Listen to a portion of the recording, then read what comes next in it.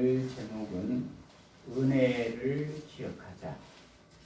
은혜를 기억하자라는 제목으로 시편 78편 34절에서 55절 말씀을 가지고 함께 나눠보도록 하겠습니다. 우리 모두는 신앙생활을 하면서 무기력한 신앙생활을 하는 경우가 많습니다. 왜냐하면 그것은 인본주의적인 생각을 하며 온전히 하나님께 맡기지 못하기 때문일 것입니다. 이런 때에 우리 모두는 어떻게 하면 다시 새 힘을 얻을 수 있을까요? 오늘 본문을 통해서 살펴보도록 하겠습니다. 오늘 본문 전체 줄거리를 살펴보면은 하나님이 이스라엘 백성들을 심판하시자 그들이 회개를 합니다. 그러나 위기를 모면하기 위해서 불성실한 회개를 합니다.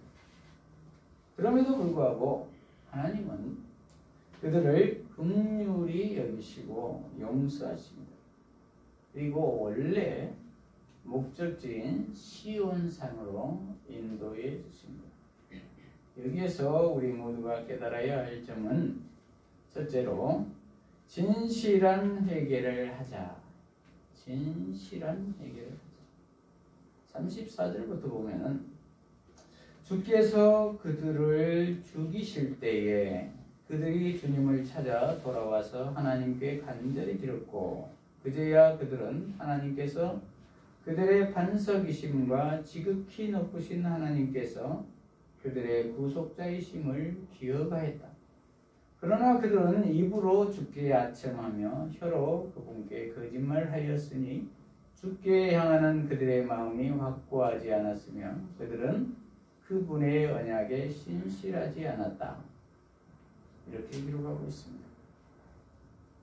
전탈락 1절에서 33절까지 보면은 이스라엘 백성들은 하나님께서 홍해의 기적을 통하여 애굽의 노예 생활에서 건져주셨고 그리고 광야에서는 구름 기둥과 불 기둥으로 인도하여 주셨고 배고프다고 하면 만나와 메추라기를 공급해 주시고 목마르다고 하면 바위에서 물이 나게 해 주셨는데도 그것을 다 잊어버리고 배은망덕하게도 하나님이 광야에서 식탁을 차릴 수 있겠느냐? 자기 백성들을 위해 빵도 주고 고기도 공급할 수 있겠느냐? 이렇게 되듭니다.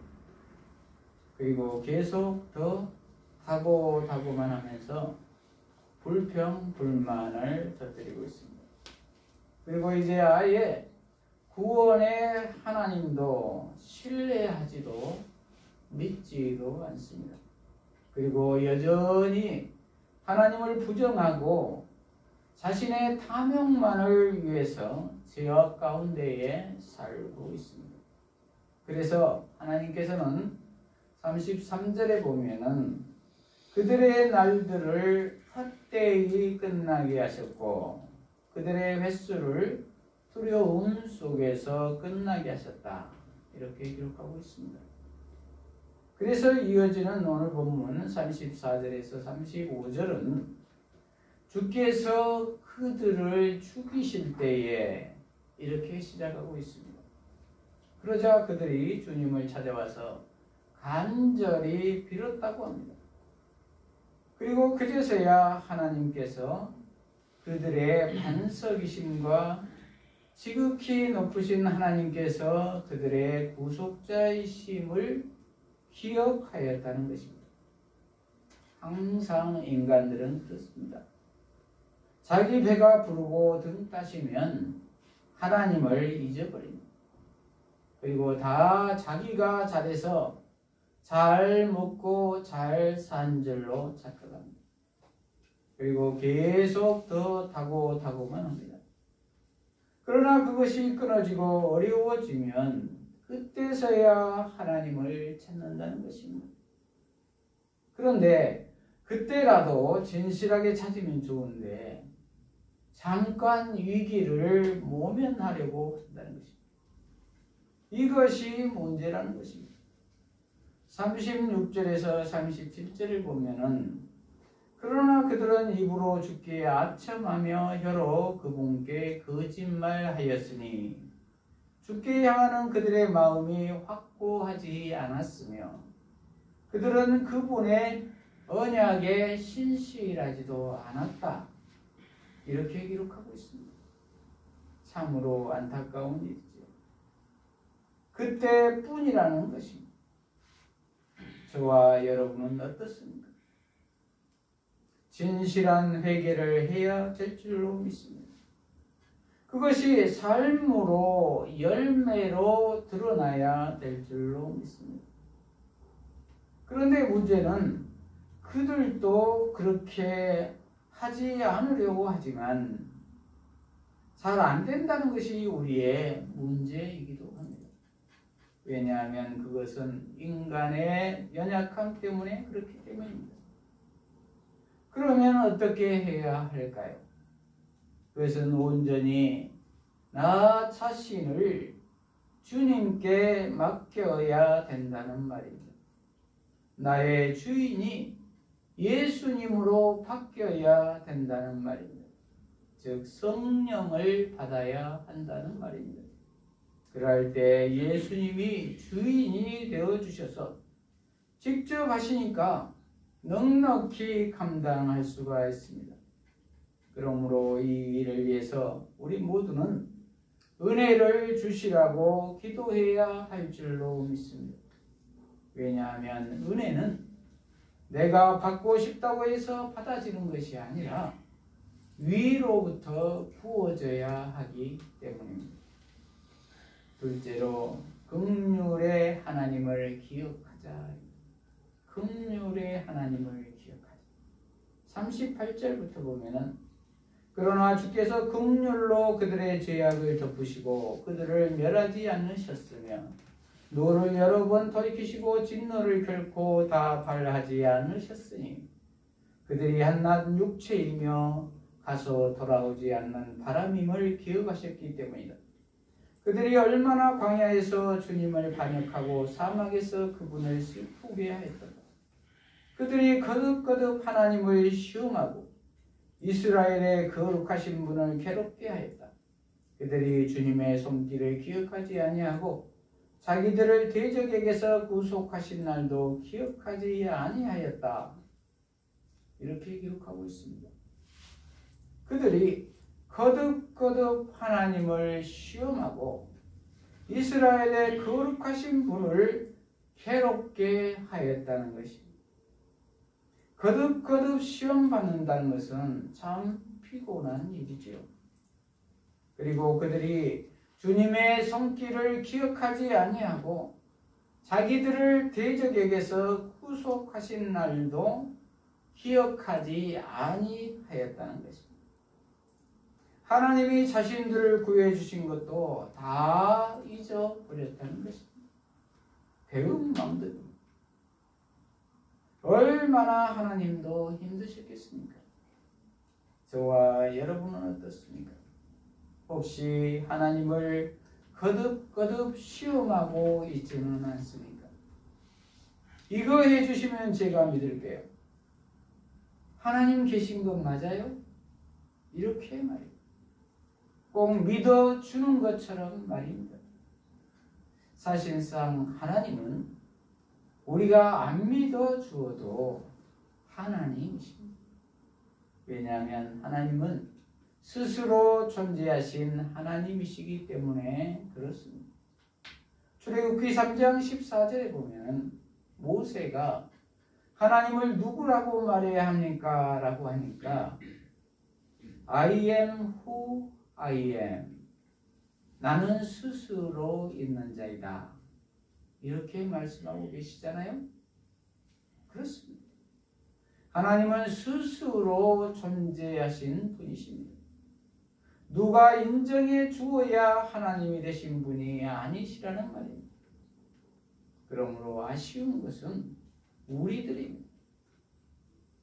그리고 애굽에서 노예살이를 하고 있는 것을 빼내어 구원해 주니 이제 광야에서 조금 불편하니까 하나님께서 구원해 주신 것도 다 잊어버리고 모르겠다고 하니 하나님께서 얼마나 속이 상하시겠습니까? 그러나 주께서 긍휼로 그들의 죄악을 덮으시고 그들을 멸하지 않으셨으며 노를 여러 번 돌이키시고 진노를 결코 다 바라지 않으셨으니 그들이 한낱 육체이며 가서 돌아오지 않는 바람임을 기억하셨기 때문이라는 것입니다. 이 얼마나 감사합니까? 그렇습니다. 하나님께서는 빌립보서 2장 6절에서 8절을 보면은 사람의 모양을 입으시고 우리를 구원하시기 위해서 오셨습니다. 그는 근본 하나님의 본체시나 하나님과 동등됨을 취할 것으로 여기지 아니하시고 오히려 자기를 비워 종의 형체를 가지사 사람들과 같이 되셨고 사람의 모양으로 나타나사 자기를 낮추시고 죽기까지 복종하셨으니 곧 십자가에서 죽으심이라. 이렇게 기록하고 있습니다. 하나님은 우리의 연약함을 채우려 하기 위해서 사람의 모양으로 오신 것입니다. 독생하신 아들로 예수님으로 오신 것입니다. 그리고 십자가에서 우리 죄를 대신해서 죽으심으로 우리를 구원해 주신 것입니다. 그리고 지금은 살아 계셔서 보혜사 성령으로 부활하신 예수 생명으로 우리의 연약함을 도우시고 계십니다. 그리고 시인은 이어서 10가지 재앙을 통해서 구원해 주신 것을 기억하도록 언급하고 있습니다. 왜냐하면 그것 또한 하나님의 구원 섭리라는 것입니다. 43절에서 51절까지를 보면은 그날에 주께서 이집트에서 표적을 나타내시고 소환 들판에서 이적들을 나타내셨다. 주께서 그들을 강물을 피로 변하게 하셔서 그들이 그들의 시냇물을 마시지 못하게 하셨고 파리떼를 보내어 그들을 먹게 하시며 개구리떼를 그들에게 보내어 황폐하게 하셨다. 그들의 농작물을 황충에게 주시고 그들의 수고의 산물을 메뚜기에게 주셨다. 주께서 우박으로 그들의 포도나무를 죽이시고 서리로 그들의 시카모 나무를 죽이셨으며 그들의 가축을 우박에게 내어주고 그들의 양떼를 번개에게 내어주셨다. 주께서 그들에게 맹렬한 노와 붕과 분노와 고통을 보내시고 재앙의 사자들을 그들에게 보내셨다. 주께서 분노의 길을 예비하시고 그들의 생명을 죽음에서 건져내지 아니하셨으며 그들의 목숨을 전염병에 내어주셨다. 이집트에서 모든 장자를 찢었으며 함의 장막에 있는 그들의 힘의 첫 열매를 찢었으나 이렇게 기록하고 있습니다. 무슨 말입니까? 하나님이 온 우주 만물을 주관하고 계신다는 것입니다. 그리고 이러한 재앙을 통해서 완악한 바로가 손을 들게 만들어 이스라엘을 출애굽시키셨다는 것입니다. 이 세상 권세를 쥐고 있는 바로가 왕이 아니라는 것입니다. 하나님이 만왕의 왕이라는 것입니다. 지금 우리 모두가 겪고 있는 코로나 전염병도 그러한 하나님의 섭리가 있는 줄도 모릅니다. 완악한 우리의 마음을 돌리도록 요구하고 계신지도 모릅니다. 그동안 하나님을 반역한 것을 깨닫게 하는 표적인지도 모릅니다. 그러므로 우리 모두는 하나님의 크신 구원 섭리를 깨닫고 회개하며 순종하며 나아가야 할 것입니다. 그러므로 우리 모두는 그 긍휼의 하나님을 기억하고 감사해야 할 줄로 믿습니다. 셋째로 언약의 하나님을 신뢰하자입니다. 언약의 하나님을 신뢰하자. 52절부터 보면은 주께서 자기 백성을 양처럼 이끄시고 광야에서 그들을 양떼처럼 인도하셨으며 그들을 안전하게 인도하심으로 그들이 두려워하지 아니하고 바다는 그들의 원수들을 덮었다. 주께서 그들을 주님의 거룩한 영토로 데려오고 그분의 오른손으로 얻으신 산으로 데려오셨으며 그들 앞에서 민족들을 쫓아내시고 그들에게 줄로 재어 유업을 분배하시며 이스라엘 지파들을 그들의 장막에 살게 하셨다. 이렇게 기록하고 있습니다. 그럼에도 불구하고 하나님께서는 자기 백성들을 양처럼 이끄셨다고 했습니다. 광야에서 양떼처럼 안전하게 인도했다는 것입니다. 양은 원래 시력이 나쁘답니다. 그래서 눈앞에서 뭔가 보이고 그게 눈앞에서 움직이면은 그거를 졸졸 따라다닌답니다. 그리고 잘 속는답니다. 그래서 늑대는 양떼의 형편없는 분별력을 잘 알고 있다고 합니다. 그래서 양치기를 잘 훈련시킨다고 합니다. 그리고 잘 넘어지면 못 일어나고 이기적이고 제멋대로이고 방향 감각이 없고 반드시 왔던 길로 다시 돌아오고 죽을 때가 되면 온순해진다는 것입니다. 양은 이처럼 부족한 것이 많은 동물이라고 합니다. 그런데 그 양들을 하나님이 함께 하시니 그러니 그들이 두려워하지 않고 홍해를 건넜으며 바다는 원수들을 덮었다는 것입니다. 완전한 승리인 것입니다. 그리고 그들을 거룩한 영토로 데려오고 그분의 오른손으로 얻으신 산으로 데려오셨다는 것입니다. 오른손으로 얻으신 산이란 거룩한 영토인 시온산을 가리킵니다.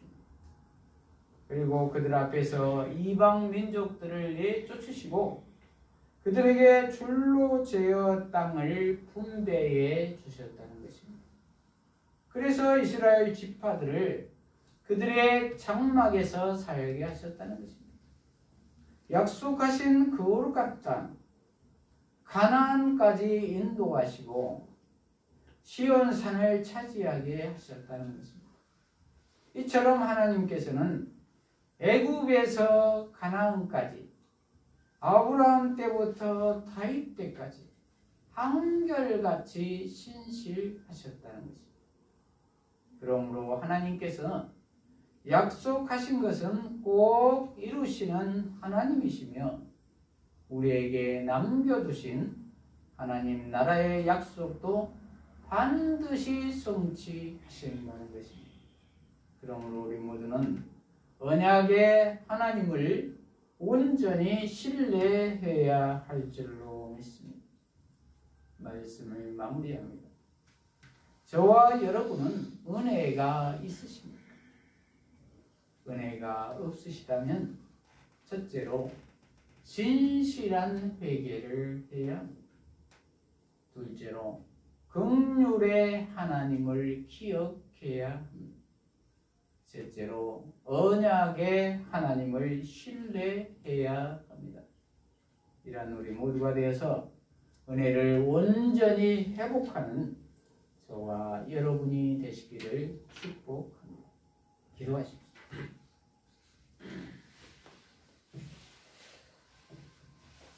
하나님 아버지, 오늘 은혜를 기억하자라는 제목의 말씀으로 깨닫게 하시니 감사합니다. 우리 모두가 진실한 회개를 하며 긍휼의 하나님을 기억하며 언약의 하나님을 신뢰함으로 은혜를 온전히 회복하게 하여 주시옵소서. 그리하여 예수님 안에서 참 기쁨의 삶을 살게 하여 주시옵소서. 예수님 이름으로 기도합니다. 아멘.